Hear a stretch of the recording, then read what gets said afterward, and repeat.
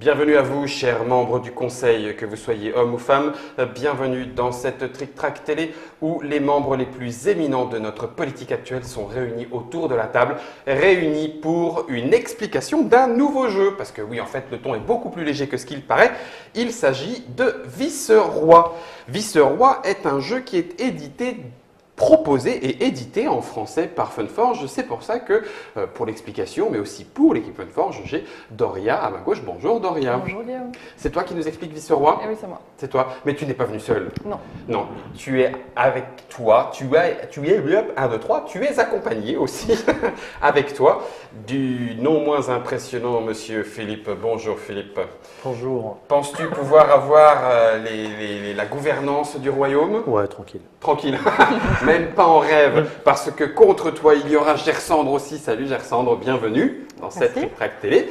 Alors, Vice-Roi a une petite double casquette. Est-ce que c'est comme ça qu'il faut le dire? Parce que je vois qu'il y a bien évidemment le logo Funforge, hein, il est juste ici, et puis il y a le Hobby World. Hobbyworld. Parce qu'à la base, c'est un jeu édité par Hobbyworld, c'est un jeu russe. D'accord. Et nous, on s'occupe de la version française. De la version française. Voilà.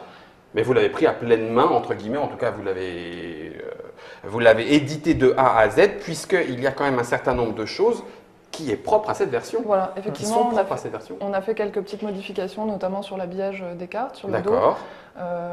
qu'on a retouché à notre manière. Et puis, donc, on a remonté l'intégralité aussi L'intégralité des règles. On l'a reformulé, réécrite. Ouais, il y a des passages qu'on a restructurés et qui nous semblaient plus clairs. Ça, c'est bien, disons-le, c'est très clairement, très très bien, bravo à vous. Très positif dans le sens où voilà, toutes les questions de langue d'origine, langue source, langue cible, culture d'origine, culture cible, c'est quand même très bon de prendre le temps de... Enfin, en tout cas, c'est un avis personnel. Puis c'est un jeu qui avait déjà été joué, donc on a pu bénéficier un peu de des retours, des commentaires sur le jeu. Des choses qui nécessitaient clarification.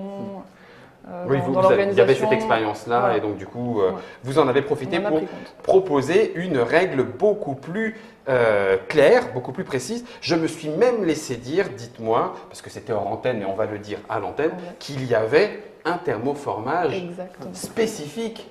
Alors ici, on est dans un sample, c'est ça? Ouais, c'est un échantillon d'usine. C'est un échantillon d'usine, comme on dit un petit peu.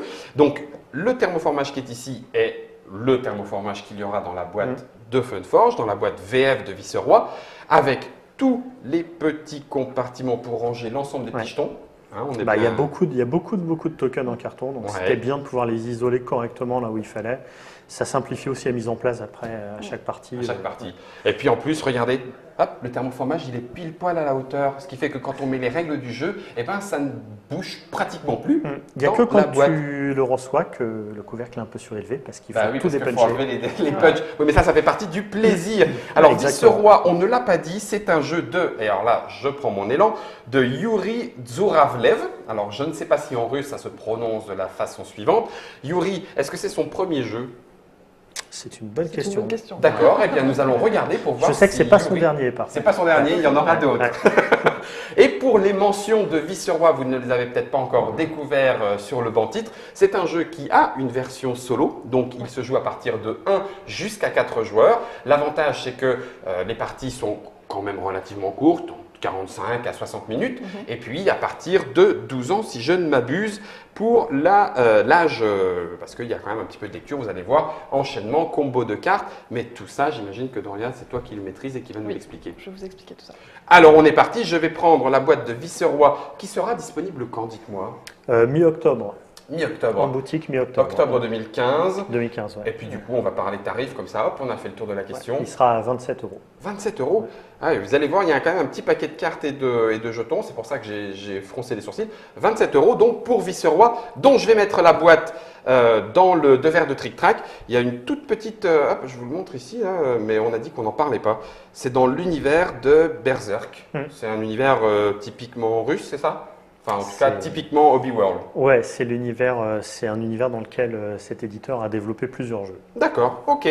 Voilà pour Berserk et Vice-Roi. Vice-Roi, c'est dans le devers de Trick Track. Et on va dire, Doria, comment ça se joue Vice-Roi? Comment ça se joue?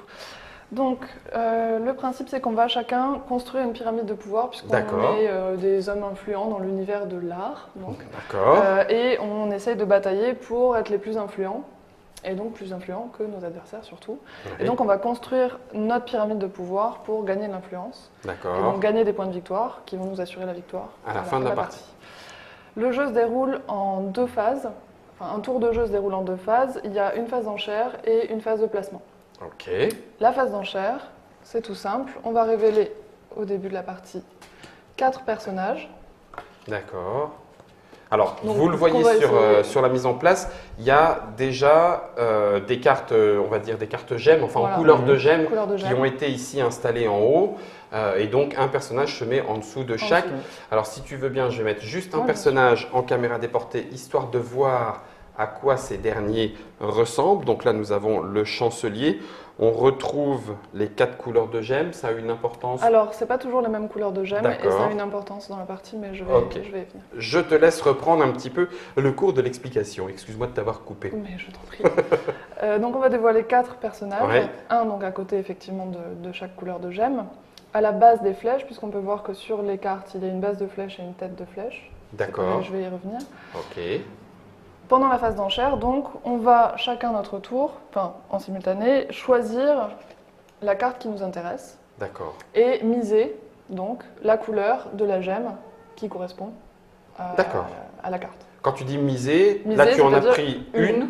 C'est une. Systématiquement une gemme. C'est juste pour indiquer la couleur. C'est juste pour indiquer la couleur qui m'intéresse. Voilà, que tu souhaites avoir. J'entends. Super. Donc par exemple, moi j'ai décidé que je vais prendre la bleue. Hop, on la met chacun dans notre main. Tac. On révèle. Oh, j'ai pris bleu aussi. Tu as pris bleu aussi. Ça c'est vache. Donc ça c'est la première enchère. Phase. Donc on révèle, on résout l'enchère. D'accord. Pour résoudre, si je suis toute seule, comme Gersande par exemple avait misé vert sur le vert, elle est toute seule à avoir misé vert, très bien.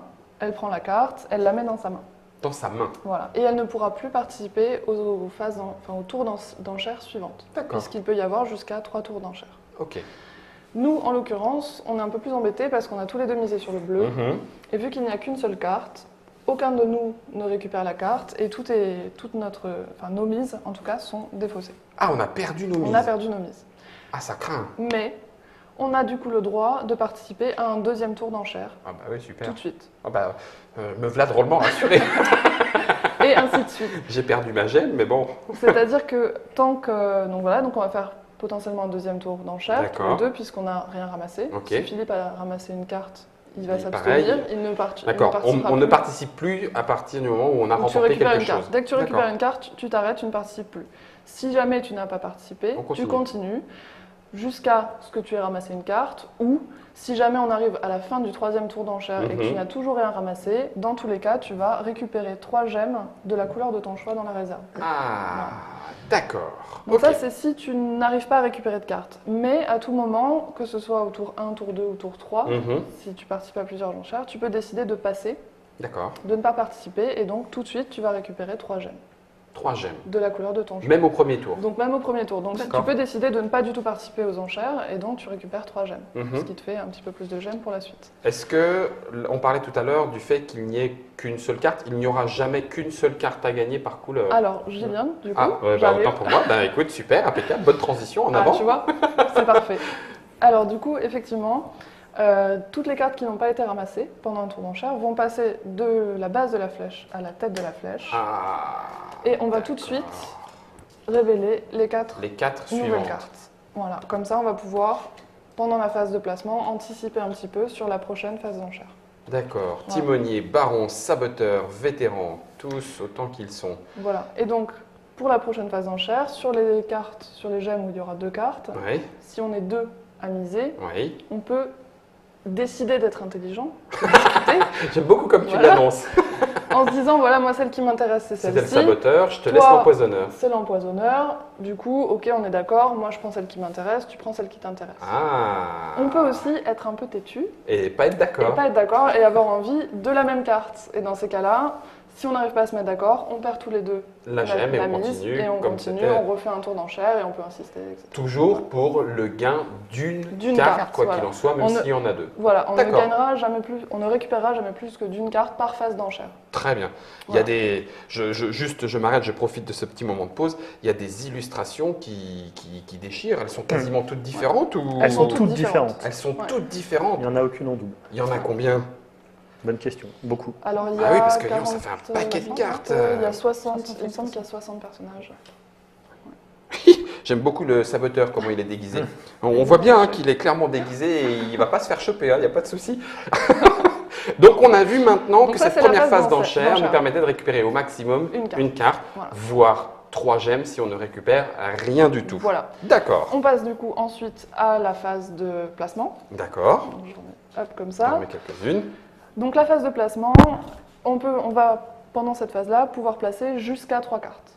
En sachant qu'une phase de placement correspond à, simultanément, on va choisir chacun une carte qu'on va placer.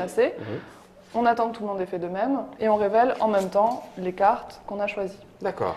Pour définir qui va placer dans sa pyramide en premier, on va regarder le petit nombre qui est en bas à gauche de la carte. D'accord. Et celui qui aura le nombre le plus petit.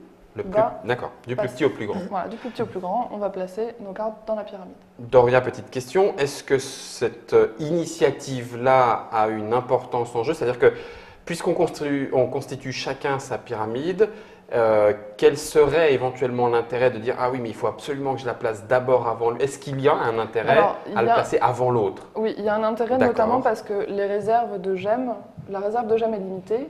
Donc, c'est premier arrivé, premier servi. Okay. C'est-à-dire que dans les récompenses qu'on va pouvoir avoir en plaçant des cartes, je vais pouvoir récupérer des gemmes. Et ces gemmes-là, si jamais il n'y en a plus, c'est fini pour l'autre. C'est fini pour l'autre. Gotcha, je l'ai. Voilà. Ok. Et donc, on peut faire ça jusqu'à 3 fois aussi? Alors, jusqu'à 3 fois, exactement. Donc, je vais positionner, on va faire un premier tour de placement, je choisis de poser une carte, deuxième tour de placement, et on continue jusqu'à 3 tours. On peut très bien s'arrêter avant. Tu peux décider de ne pas poser de carte. D'accord. En revanche, à partir du moment où tu as décidé de ne pas poser de carte, tu n'en poses plus sur toute la phase de placement. D'accord. Ah oui, ok. Voilà. Donc à toi de gérer. Du coup, tu peux conserver tes cartes pour une phase de placement. Pour la phase d'après. Mais en sachant que ça sera de toute façon 3 maximum. Et encore, il faut être sûr de faire le 1 et 2 tu peux vouloir la conserver parce que tu voudrais la mettre à un étage auquel tu ne peux pas la mettre un étage. Oula, Monsieur Philippe parle d'étage. Nouvelle transition. La pyramide. Comment est-ce qu'on construit la pyramide? Comment construit-on la pyramide? Donc, la pyramide peut monter jusqu'à 5 étages. D'accord. Pour construire la pyramide, le premier étage, on va le faire à côté de toi. Je ne sais pas si Nod, on va essayer de la mettre, voilà, parce qu'en caméra déportée, ça risque d'être un tout petit peu difficile parce que ça va monter, vous allez voir. Donc ici, on a la base de la pyramide. Donc on va commencer chacun avec une carte. Ok. Déjà, ce sera la première carte de la pyramide. Pour placer des cartes au premier étage, on va forcément les placer à gauche ou à droite. Ou à droite. Des cartes qui sont déjà donc positionnées. Là, je place mon saboteur en premier, j'ai placé mon chancelier à gauche. Merci Nod pour le plan serré. En sachant que, donc, quand on pose une carte, elle va nous coûter un prix en gemmes qui dépend de son étage. D'accord. À chaque fois, on va payer un nombre de gemmes qui est équivalent à l'étage sur lequel on va placer la carte. Donc par exemple, à l'étage 1, on va payer une gemme. Et c'est la gemme qui est indiquée tout en bas. La gemme bleue. Voilà, donc là, c'est une gemme bleue. Là, par exemple, ça aurait été une gemme rouge. Donc, si je place cette carte-là, elle me coûte une gemme rouge au premier étage. Au premier étage. Ok. Si en revanche, tu décidais de la poser au deuxième étage, puisque pour poser une carte sur un niveau supérieur, il faut qu'elle soit... Elle a 2 fondations, on va dire, principe de la pyramide. Okay. Dans ces cas-là, elle va te coûter 2 gemmes. La gemme du premier niveau et la gemme du deuxième niveau. Les deux? Les deux. Pas simplement celle du deuxième. Et plus on va monter, et plus une ça carte va coûter cher. Donc, au 5e niveau, on peut... Alors, il n'y a que 4 gemmes, donc. Donc, au 5e niveau, effectivement, elle te coûte les 4. Les 4. Plus la dernière doublée. Donc, doublée. Plus celle du 4e étage doublée. 1, 2, 3, plus 2 bleus et je peux la placer au 5e étage. C'est ça. Maximum de ma pyramide. 5 étages. D'accord. Quand on positionne une carte, quand on place une carte, donc elle a un coût qu'on paye immédiatement qui, attention, est vraiment distinct du coût de mise. C'est un coût supplémentaire. Celui-là, c'est en plus pour l'installer. Voilà. Ok. Donc elle a un coût, mais elle te rapporte aussi une récompense. Et cette récompense va également dépendre du niveau sur lequel tu le places. Donc par exemple, celle-ci au niveau 1, tu l'as placée, elle t'a coûté un petit une jeton. bleue et tu prends un jeton magie. Donc je vais revenir après sur les points. Ça, c'est un jeton point victoire. 3 points de victoire. Celle-ci, en l'occurrence, au deuxième niveau, étage, elle te rapporte 4 gemmes de la couleur de ton choix. C'est pour ça qu'elles sont en gris. Par contre, je ne prends pas la récompense du premier niveau. Et non, ce n'est pas cumulable. Alors, je paye pour les 2 niveaux. Par contre, je ne prends que la récompense du niveau que je viens d'atteindre. Voilà. Ok. Alors, attends, on va essayer de pas trop descendre. Non, je t'en prie. Voilà, Réflexe. on l'a là. Donc voilà. Donc ça, ce sont les cartes personnages. Il y a un autre type de cartes qui sont les cartes loi. On va commencer avec 3 cartes loi dans la partie. Alors celle-là, je peux la mettre en caméra déportée par contre, histoire de voir un peu à quoi ça ressemble. Donc elles ont également des gemmes dans les petits coins et puis une grande gemme, mais elles ont, du texte avec un titre, déploiement, accords commerciaux, et ça permet visiblement de faire tout plein de choses dans sa pyramide. Donc, il y a différents types de cartes loi, soit c'est des effets instantanés, soit c'est des effets à la fin de la partie, ça peut rapporter des points, ça peut te permettre d'avoir des cartes supplémentaires, etc. Ça s'installe dans la pyramide? Ça s'installe, ça se place exactement de la même manière qu'un personnage. La seule contrainte, c'est qu'on ne peut pas en mettre au niveau 5, à l'étage 5. D'accord. Et elles ne coûtent rien à placer. Oui, elles n'ont pas de coût de placement. D'accord. Petite précision encore, quand on positionne un personnage ou une carte loi, donc effectivement on voit qu'il y a des, gemmes qui sont en plusieurs fragments. Regarde, gemme, bouge pas, note. Je te fais un changement parce que j'imagine qu'il doit y avoir un cas particulier si je le fais dans ce sens-là. Exactement, c'est parfait. Non? Si. Dis-moi tout. C'est magnifique. Vous en prie. Donc les gemmes sont composées de 4 fragments. Oui. 2 en haut et 1 sur chaque côté. D'accord. On peut très bien positionner des cartes sans que cela complète une gemme d'une seule couleur. D'accord. Mais si on arrive à compléter une gemme d'une seule couleur, c'est mieux. Au moment où on complète celle-ci, on va prendre dans la réserve une gemme correspondante qu'on va prendre dans la réserve. Donc on peut se payer aussi par le placement dans la pyramide. En sachant qu'en plus, ça nous rapportera des points de victoire à la fin de la partie. Ah oui, carrément. Donc une fois qu'on a fait les 3 tours de placement, fin du tour, et on repart sur un nouveau tour, sur une nouvelle phase d'enchère, jusqu'à ce qu'il n'y ait plus de cartes. Ah, jusqu'à ce qu'il n'y ait plus de cartes. En sachant qu'il y a 48 cartes, ce qui correspond à 12 tours. Donc ça fait 12 tours. Ok, donc on a 12 tours. 12 tours de jeu. Et maximum 3 par tour, 3 x 2, 6, 3 x 1, 3. 36 cartes, si je ne m'abuse, dans ma pyramide. Non, si je place les 3. Tu peux en gagner. Ah, il y a d'autres encore. Il y a encore d'autres combos de cartes qui te permettent d'en gagner. Qui donnent des cartes. Donc après, je peux détailler un petit peu les récompenses. La vache. Ah, il va falloir de la place, là. Il va nous falloir une grosse pyramide. Alors du coup, oui, dans les récompenses qu'on peut avoir, donc il y a différents types de jetons. Donc tout est rappelé sur l'intérieur du petit paravent. Le petit paravent que voilà. Donc on a les différents types de récompenses. Jetons magie, science, défense, attaque, pioche de cartes, des gemmes, des pouvoirs, des bonus et des gemmes infinies. Ok. Voilà. Et en dessous, on a la liste de tout ce qui rapporte des points de victoire. D'accord. Donc les gemmes pures, effectivement, les gemmes pures, c'est celles qui sont donc complètes sur ta pyramide. Sur ta pyramide.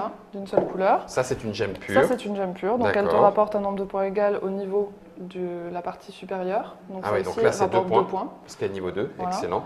Les gemmes infinies, c'est des récompenses qu'on peut récérer. Sur les cartes. Sur les cartes. Ok, je vois. Donc, qui nous rapportent aussi des points. Les cartes loi, donc c'est en fonction du texte qui est écrit, notamment par rapport aux effets qui sont en fin de partie, rapportant points de victoire, etc. D'accord. Les jetons pouvoir, donc, qui sont directement des jetons points de victoire, en sachant qu'à chaque fois qu'on gagne en récompense un jeton, il est placé directement sur cette carte. Ah oui, on dit, ça y est, il est placé, il est sur cette carte. C'est dans la pyramide en fait, on ne va pas les cacher derrière notre paravent, tout est visible. Tout est visible. Voilà, et il pourrait dégager, il y a des cartes qui vont s'appliquer. Non, d'accord, ok. Donc c'est gagné. C'est acquis. D'accord. Voilà, donc ça c'est les jetons dont base le nombre de points de victoire qui est marqué dessus. Les jetons magie, donc ça c'est un petit peu particulier. Alors c'est ceux qui ont le petit parchemin, clac, qui vont avec le texte qui va là. Donc ça ce sont les jetons de magie, un nombre de points égal au total des jetons bonus de magie de la pyramide. Voilà. Donc ça c'est des jetons effectivement qu'on va gagner sur les cartes, en sachant que si je n'ai que les petits jetons magie, je ne gagnerai pas de points. Et si j'ai que les bonus, je ne gagnerai pas de points non plus. En fait, c'est un combo des deux. Ah, d'accord. Il faut avoir... Donc, il faut que celui-ci, par exemple, le pirate au niveau 4, me rapporte un jeton magie. Voilà. et un jeton bonus de magie. Donc ça veut dire que maintenant, mes jetons là, tous valent 3. Valent 3, exactement. Donc si tu cumules à la fois les jetons magie et les bonus de magie, tu peux très bien te retrouver avec 4 jetons magie, plus 3, plus 2, donc... Plus 5. 5 x 4, 20 points de victoire. Vache. Voilà. Donc ça peut être aussi une orientation. Donc ça combotte, et des jetons comme ça, il y a la magie, la science, défense, attaque. Alors, ou est-ce qu'ils ont des... Ah, ça c'est la magie. Ok, pardon. Ensuite, il y a les jetons science qui sont les petits trous. Oui, les petits trous. Celle-là, elle compte dans les points de 7. Donc avec un jeton défense, un jeton magie et un jeton science, par 7 de 3 jetons, tu rapportes 12 points. 12 points par 7. Ok. 7. Et enfin, les jetons attaque. Donc ça, c'est les jetons qui sont un peu particuliers puisque c'est les seuls qu'on ne va pas placer sur la pyramide. Ceux qui ont la petite épée. On va la cacher derrière le petit paravent. Oui. Et ils peuvent nous servir à 2 moments dans la partie. Soit pendant une enchère, je vais décider de jouer mon attaque. Donc en fait, j'attaque les autres. À la place de mettre une gemme dans ma main, je mets mon jeton attaque, et je vais choisir la carte avant tout le monde, quelles que soient les mises des autres joueurs. Donc je prends la carte que je veux.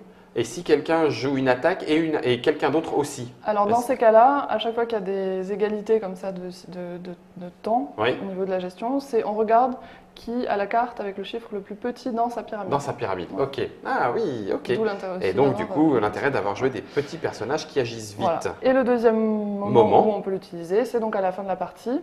Si moi, derrière mon paravent, il me reste 2 épées par exemple, je vais à chacun vous enlever 4 points par jeton épée que j'ai. À tous les autres? À tous les autres. C'est très méchant, je vous attaque. Sauf si vous avez dans votre pyramide des jetons défense. Les boucliers. Les boucliers. Je vais les prendre pour les montrer ici. Clac. Donc, un bouclier protège. Un bouclier annule d'une épée. Voilà. Est-ce que les boucliers qui sont dans les sets complets comptent quand même pour se protéger? Bien sûr, parce qu'en fait, comme je te disais, tout est sur la pyramide, rien n'est enlevé. Rien n'est enlevé, défaussé, déposé. D'accord. Ça fait partie de ta construction.